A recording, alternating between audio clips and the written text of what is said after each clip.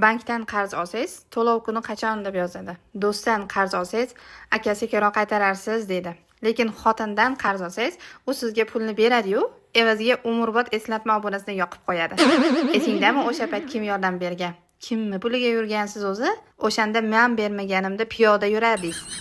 Bank 3 yilda unutadi, do'st 1 yilda unutadi. Xotin esa nevaralari oldida ham bobongni bir paytlar men boqqanman deb o'tiradi.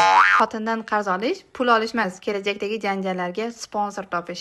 Xotindan olingan qarzni qaytarishning 3 ta yo'li bor. Birinchi usul, pulni qaytarasiz, lekin baribir o'shanda kim yordam bergan degan gap onisiga qoladi. Ikkinchi usul, sovg'a olib berasiz, atir, sumka, telefon, lekin urush payti yana ha mayli, o'zimni pulimga olib bergansiz deydi. Uchinchi usul, eng qiyini umuman gap eshitmaslik. Bu darajaga hali ilm ahli ham yetmagan. Eng yaxshisi xotindan qarz olgandan keyin uyda muloyim yurish kerak. Chunki qarz qaytadi, lekin eslatmalar foiz bilan yuradi. Ya'ni eng xavflisi, xotin mayli unutdim desa ham ishonmang, ayollar hech qachon hech narsani unutmaydi. Shunchaki kerakli kungacha saqlab turadi.